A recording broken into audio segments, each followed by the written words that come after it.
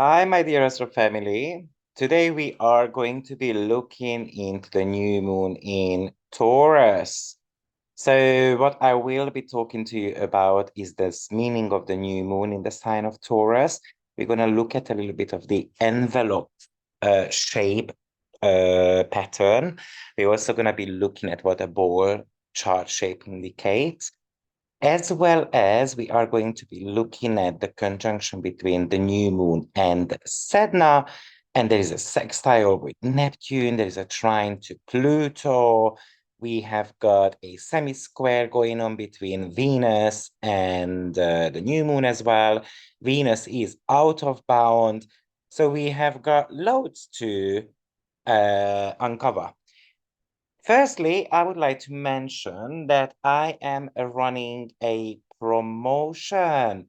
All my readings are 30% discounted, and all my courses and webinars are up to 40% discount. So not everything is going to be 40%. Some of them, yes, some of them are a little bit less. And I even put together some S-Logi bundles for you as well, so it can even make it cheaper for you. Secondly, what I would like you to check out is that I have posted some of my new upcoming webinars and lectures till the end of the summer, and those are discounted as well. So you might want to be having a look at what you can learn from me in this summer. For example, I'm going to be talking about Neptune as the higher octave of Venus. We're going to look at election charts for surgeries. We're going to look at progression in a 6-week course. I'm going to be teaching you about zodiacal releasing as well. So there are loads of new things available on my website, AstroViktor.com. But without any further ado, let's get started with this new moon. Now, what you see in this new moon chart is that the new moon is happening on 28 degree of Taurus. So this is pretty much the end of the sign, which is talking to us about that we are coming up to a closure, as well as something is about to start as well. Now, this is also re-emphasized for us by the recently ingressed Jupiter into the sign of Taurus as well, which is pretty much indicating to us that the financial system in the world will be changing significantly. The second thing you see in this chart is that there are loads of earth elements going on. So earth is about stability, security, but also something to do with finances as well. So it's not just about the material plane, pretty much, but it would talk to you about, at the end of the day, something to do with your emotional security as well. Because the moon is here, right? And that's about your emotions, and Taurus is about physical security. So, for example, imagine a situation that you want to be cuddled, right? Like a child needs a cuddle or a kiss, and then all problems all of a sudden are disappearing. Now, that is what is giving a child an emotional security, that mommy is always going to be around and she is going to be protecting me from any type of devils, pretty much. The other thing you can see is that we have got loads of fixed elements going on. So first of all, Earth-wise, we have got the Sun, Moon, Uranus, Vesta, Mercury, Jupiter, and still North Node at the end tail of the Taurus sign. And then what else you can see is that we have got Ceres, for example, in the sign of Virgo. So loads of earth elements. And then when you look at that, there is pretty much no fire technically in this chart, right? And also, we do not have pretty much any air sign as well. So this is pretty much talking to you about the lack of fire and the lack of air, which is the active energies that whatever we are experiencing with this new moon is going to be internalized. Something needs to be sorted within ourselves to be able to manifest something in the outer world as well. The other thing you can see in this chart that it's a ball chart shape. So we have had loads of ball chart shapes last year as well with the new moons and full moons. But in case you have not heard those videos, I just want to talk to you about the ball chart shape a little bit. The ball chart shape is pretty much a moon type of energy. The planets are placed within 180 degrees from each other. So usually they take up about 6 signs or houses, but the degree would be somewhere between 130 to 180 degree, but it's never less than 130 because that would be called as wedge. So typically the tipping point of the ball chart shape is always the planets in opposition to each other. And there is always a leading planet as well. The leading planet is the one that is anti-clockwise at the end of the ball. So you can see that here it's going to be Pluto. So often when we have got a ball chart shape, we're feeling empty, finding something or a partner who will balance you out. The planets on the edge are the contact themes for the missing world. So you can see that we have got this Pluto and upcoming Mars opposition, which are obviously going to be part of the main theme. Oh, and then on top of that, I would like to mention that when you are looking at these chart shapes, never consider asteroids and so forth. So you only look at the 10 traditional planets. So often we're feeling empty because you can see that the planets are on one side of the chart and then the other part is missing. So imagine that, for example, I do not have a partnership going on. Now, that could be a topic, for example, for a ball chart shape, right? So often the platonic love comes into the picture, or we cannot be without relationships. So there is potentially a codependency meta come in. And often actually we get obsessed to the boundary planets as well. So here we can get obsessed with the Pluto and the Mars opposition, which is about trying to show strength, but at the same time, we do not have the emotional stability behind us. And as I said, Pluto is part of the T-square, which is happening right now in the sky with Mars and Jupiter, and that's going to become exact on the 20th of May. So, but I did make a video about that, so you might want to check that out. But Mars currently in this chart is on 29 degree of Cancer, and it's ready to change sign. A 29 degree of Cancer is pretty much connected to wealth. So there is going to be some major money matters in the upcoming 6 weeks, most likely. Very interesting because today I heard something, a financial advisor friend of mine told me that he believes that silver or gold will replace kind of like some of the currencies, or it's going to become more and more popular. And therefore, they believe that the prices of gold and silver will significantly go up. Now, if you remember that I did make this prediction probably at the end of the year or the beginning of the year, 2023, I did say that most likely we should see the gold or the silver to start blooming sometimes this summer. So let's see how that plays out, but it will be really interesting to see that. Anyway, so check out the video on the T-square if you are curious about that. Now, another very interesting thing I want to point out here is that Venus is the dispositor uh, of this lunation. And Venus is actually out of bound at the moment. And it does have got a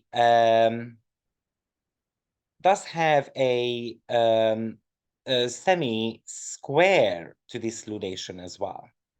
So first of all, if you are unsure about what an out-of-bound planet indicates to you, then an out-of-bound planet is always something to do with a Uranian flavor. So it becomes a little bit more rebellious. Now, an out-of-bound planet happens when the declination of a planet is larger than 23 degrees and 27 minutes north or south. Now, do not mix that with the degree of the planet in your chart. That's something completely different. Remember that Venus is about your personal values, your taste, but also your romantic life as well, the feminine, the nature, and also it represents money as well. So when Venus goes out of bound, it is pretty much like, I do not care about the rules anymore, or my viewpoint is changing significantly. So imagine, for example, when it comes to the topic of relationship. So obviously this Venus is in the sign of Cancer, which really wants to be connecting to people, right? But when Venus goes out of bound in the sign of Cancer, it might just say, you know what, I do want to connect, but because I don't get what I deserve, I'm just going to shut the doors behind, right? Or Venus in the sign of Cancer might become extremely private, but then Uranus brings whatever is going on behind closed doors to the forefront. So, also it's important to mention that when a planet is out of bound, it doesn't necessarily indicate that someone is better or worse, because the coin has got two sides, but the planet has got their own rules, basically. So, so they are a little bit more on the individualist side. That's how I would call. So, but at the end of the day, what Venus pretty much represents here for us is that, because Venus is also concerned about properties or the family or just the emotional foundation, right? So how well I feel in my own skin, it has got a semi-square happening with Moon. So obviously it could show that our emotional security in the physical reality is not necessarily there yet. And that's something we might want to be working on internally, of course, to start with, so that it can get better. But Venus in Cancer is usually very kind.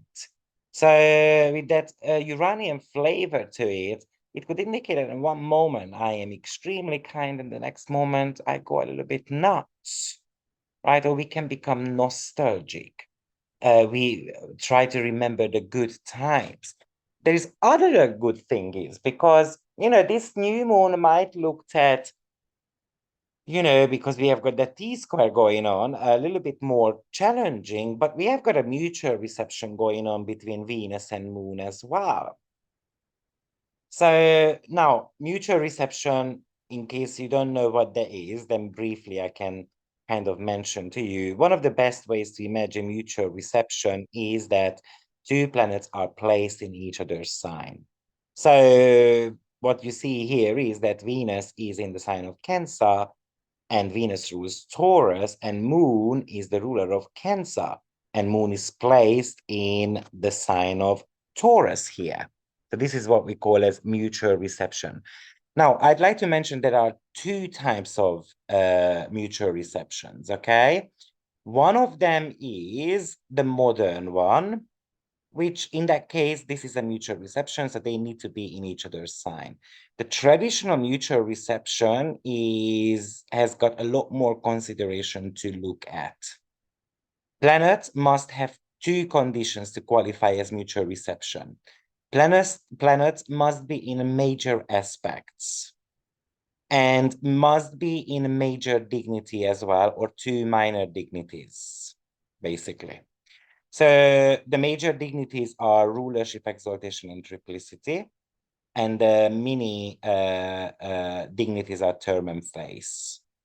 So from a traditional point of view, Venus has no dignity in this chart, and the moon is, of course, in exaltation. So, and there is no aspect. So traditionally speaking, this would not be a mutual reception.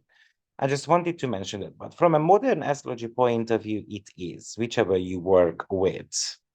Okay.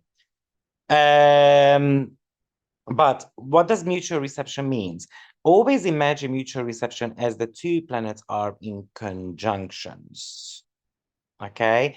Because Moon and Venus are naturally friends, they have got similar characteristics. So therefore, this is very promising as well. And this would really much talk to us about bringing the physical reality together with your emotional reality. And obviously, there is always a little bit of a fine line between those two. So we're going to have to bring them together and also look at in your own house as well. You might want to do a little bit of house combinations, for example. So imagine that one of them is going to be happening, for example, in your fourth house, and the other one is going to be happening in your sixth house, right? So it could talk to you about a positive turnaround, for example, when it comes to the health of your father. Or it might be the sales of your property. Okay, so this is something how you can put them together. Bring the house positions together, try to kind of understand them at the same time.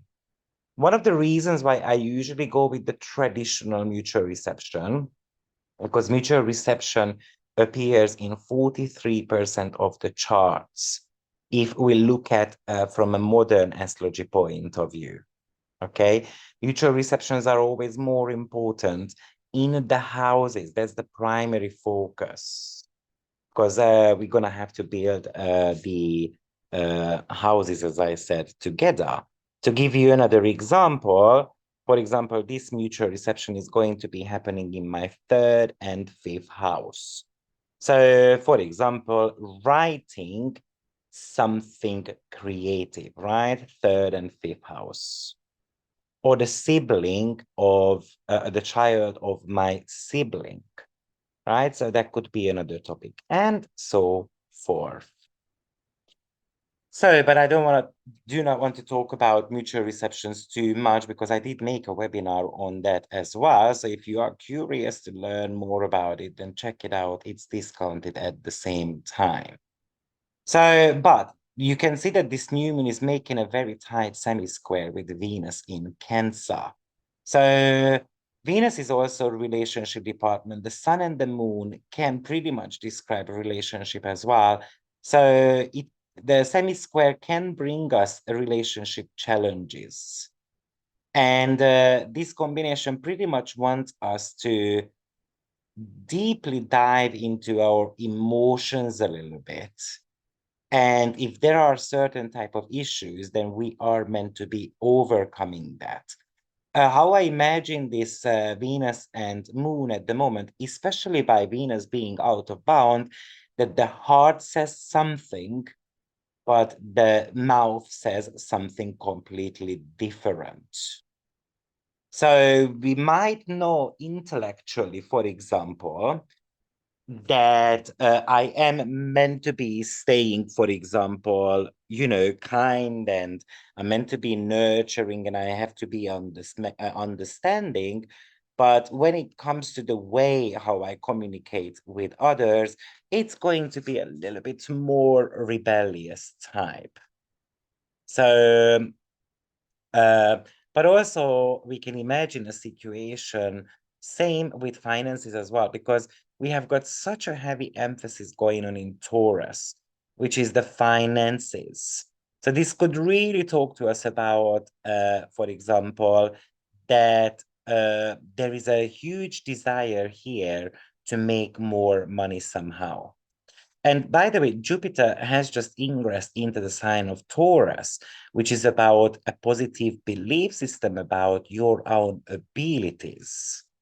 So some of you might become very interested, for example, in property matters, right? Because Venus is in the sign of Cancer.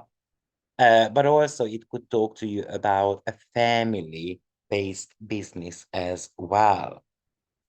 But let's explore a little bit more the earth element. So what type of questions we have got coming up when we are talking about Taurus new moon? One of them is that what would you like to build? Taurus is a builder. It's about, using concrete and so forth. So it's something tangible.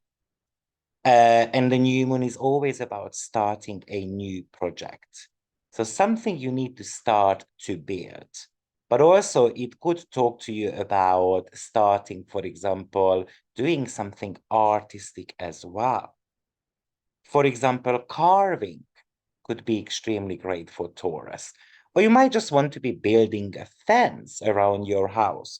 A fence is also a Taurian uh, um, principle, because what you do with the Taurus is that you're protecting your own assets, and the fence is actually protecting your household. You want to start, for example, a new financial regime? That's possible.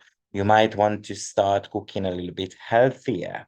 You might need to be looking into the ways you can actually save a little bit of a money, but also how to use your money a lot more wisely. You might want to start, for example, a diet. That's very possible here as well, because Venus is in the sign of Cancer, which is an emotional eater. But then the Taurus is because we need to nurture our body in a physical way as well. But also you might want to be walking more in nature, or you want to be starting a yoga class, or you just say to yourself that, you know what, I do deserve to have a massage from time to time, or I want to do some type of mud therapy, or I just want to be singing, or I'm going to be repeating some mantra, and I'm going to do some type of meditation as well. These are extremely good for this new moon. It might be that I'm just going to go for a chiropractor, or I'm going to do some aromatherapy, sound related therapies as well, or just a mud bath, as I said. These are all extremely good. But definitely, I think people are going to be focusing on their finances and how to make more money. And I think the fact that Jupiter has just gone into the sign of Taurus, it somehow wants to tell us to believe that there is a little bit more money out there. We just need to be finding the ways for it. And often an out-of-bound Venus is going to go very far to feel safer, to make a little bit more money. Is just very important, I believe, with that Pluto-Mars opposition, that we should not be afraid of losing something or someone on the way while we are actually getting out of our comfort zone. So there is a need here to let go of some of our fear, to be manipulated by fear. So Pluto Mars opposition, the reason why we are talking about that is because it's a ball-shaped chart, as I said, and then Pluto is the leading planet, and kind of like the end of the coach of the train is Mars, which is obviously the engine. So it's held back somehow, right? Often what happens is that our self-worth is pretty much tied to our mood too. And then when I'm in a crappy mood, then obviously I'm not going to be as productive and so forth. So that would be a little bit of the spiritual dynamics of this full moon. But also some of the fears could be coming up here as well. right? We can have the fear that people are around us because we have got money, or the fear of losing stability. Why am I talking about fear? Is because Venus is out of bounds. So it's really unpredictable. It's really moody at the moment. Or the fear of having to depend on someone, or the fear of starting all over again from, from scratch. And I've done that. And I know that I need to do it again, but maybe I don't want to. That's a possibility as well. Or someone is going to take advantage of me and I'm tired of fighting back. So these could be potentially a major topic for you. Now, let's have a look at the aspects, what we see. So there is quite a tight sextile going on with Neptune. And Neptune indicates for us that there needs to be an element of a spiritual awakening. So often we just need a spiritual cleansing, or often we need a spiritual awakening. You might need, for example, a reading, someone who is going to be encouraging you or going to give you a vision. I tend to call Neptune as the law of attraction planet. So when we want something, there is always a way to do it. We just have to find the ways. I mean, Neptune, it's about dreaming, but because it's a Taurus full moon and it's giving shapes and forms and structure, we're going to have to do that. We're going to have to dress up our dreams. Of course, you can dress up your fears as well. That's possible as well. But the time is here to stop dreaming about something. And also, it might be a reminder that it's time to embrace your or embody your spirituality a little bit more. Also, you see a very tight trine with Pluto as well. It's a 2-degree orb there. And Pluto is money, wealth, control, as well as empowerment. So this is telling you again, probably it's going to talk to you about money anyway, because that's one of the meaning of Pluto, right? That if you overcome some of your psychological fear about creation, Pluto Mars opposition, Mars is about to create. Pluto is the psychological blockages. Then actually you have got a great potential to make something tangible in your life. But this is a new moon, which is telling you that you're going to have to focus on healing a little bit, right? And also Taurus rules your 5 senses as well. So it might be an invitation that your senses need to be stimulated a little bit. Pluto Mars opposition is often, basically, Mars is in the sign of Cancer still. So it might feel like a soldier who had a major battle and then it's extremely tired and then it's just sleeping at home, right? And then we have got the Pluto in the sign of Aquarius, and then people are kind of telling us that go and do it. So we kind of feel like we are being pushed, right? So what Pluto wants us is that people are here to tell us that you are good, you can do this. You're just gonna have to start believing in that. And that's where the psychological and the emotional healing comes into the picture. Also, by the way, we have got Ceres in the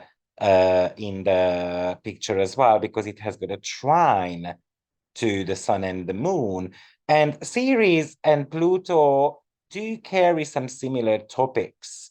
I am starting on Saturday the course about the 30 most important asteroids, and we're gonna start with Ceres. One of the asteroids we're gonna discover tomorrow is Ceres, and the other one is going to be Pallas Athene. But Ceres, it's about physical nurturing. So Moon is concerned about the emotional well-being. Ceres is about being fed, being cuddled. It's the primary instinct of being a mom. But also Ceres is can represent money as well. Let me tell you why. Because it was about fertility as well as grains and agricultural matters. So, and also Ceres rules depression. So there is loads of psychological healing to go through with Ceres as well, by the way. And one of the reasons why, because obviously her daughter got abducted by Pluto. So how I feel pretty much about the series energy is that, which is, by the way, has recently gone direct. It was retrograde from Libra back to Virgo, and then from Virgo, it's about to go back into the sign of Libra, but it's currently on 24 degree of Virgo. So it's very concerned still with working conditions as well as kind of like civil rights, but also with agricultural matters as well. This chart pretty much screams agriculture all over, with agriculture, food-related matters with Ceres and being in the sign of Virgo, as well as the loads of Taurian elements, and even Venus in the sign of Cancer as well, because Cancer is about how we feeding ourselves. So food prices could be a major topic, for example, what's coming up. But also there is a sextile going on with Mars as well. And obviously Mars wants us to get up and get going with something. And Mars might be very excited to start something new once it goes into the sign of Leo and it becomes brave. So here we are just gathering our strength in the sign of Cancer. And then as soon as it moves into the sign of Leo, we might feel courageous, we might feel energized, we might feel a lot more optimistic and positive about ourselves. And then we might say that screw you all, I'm just going to be who I want to be. And then this Mars might become an achiever. And that's when that Pluto-Mars opposition can work out extremely well. But there is something internally which needs to be readjusted, basically. So what's also very interesting is that when we look at this aspect pattern or then basically we are going to be having an envelope in our chart. And, you know, well, envelope is often we need a key to a secret.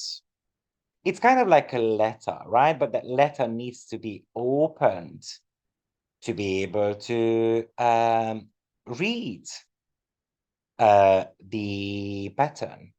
So often I feel like this is something connected to secrets. And obviously what you're going to do with that letter, that you are going to be sending that to someone. So this is also telling me that in one way, this is going to be talking to you about the need to listen to others. And lastly, we do have got a Sedna conjunction as well with this new moon. I mean, Sedna is back into the sign of Taurus, but it will be going into the sign of Gemini. And I did make a free of charge webinar on that, so you might want to be checking that out. But I think Sedna in the sign of Taurus, it's been in the sign of Taurus, by the way, since 1965. And definitely it's an era where financial growth, territory issues, what we value most was the topic. And Sedna being on 29 degree is pretty much telling me that the current financial system is coming to an end. Now, by the way, Sedna will enter the sign of Gemini on 16th of June, and it's going to be there till 22nd of November. And the final entry of hers into the sign of Gemini is going to be happening on 28th of April, 2024. But let's just talk about what is Sedna. So I'm not going to talk to you about the mythology. You can check that out on my free astrological webinar about this. But she's a spoiled child who needed to be forced to grow up and to get in touch with her spiritual side. Because she said that she was not going to ever marry anyone. But she also had plenty of pain coming from family. So now, very interesting, being forced to get up and get going and get married. And it echoes the Pluto Mars opposition as well at the same time, that we need to feel encouraged. We need to be brave to get going with something new. Uh, she eventually realized her own spiritual potentials, and then she became a sea goddess after she was killed, basically. And that's where the Neptune comes into the picture to this lunation as well. The embracement of our spiritual side. And also, so with Sedna, what it indicates is that whether we are playing the role of the victim and we are afraid of betrayal, and that's why we are in our own cocoon, and we might feel entitled to have something as well, or you are going to be realizing your right path that needs a little bit more exploration. And I believe this is what Sedna is going to. It's kind of like you trying to live in a cage, but there is no lock on that cage.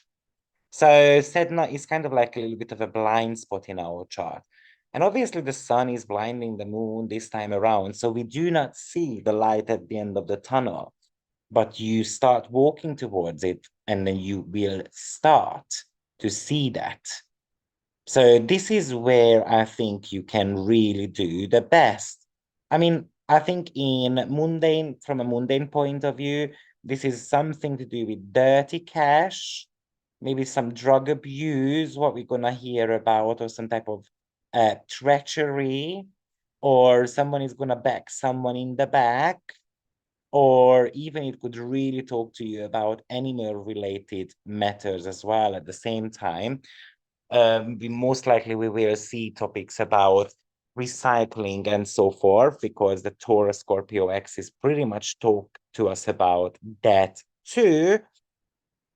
But I just wanted to make this video a little bit more personal rather than going into mundane matters. So guys, this is my brief analysis on this upcoming new moon. I hope you have enjoyed it, and press like if you did. And do not forget to subscribe to my channel as well. I've noticed that some of my videos are watched by 3 times more people than the number of subscribers. So you can really have the channel by just subscribing. Have a good one. See you soon. Bye-bye.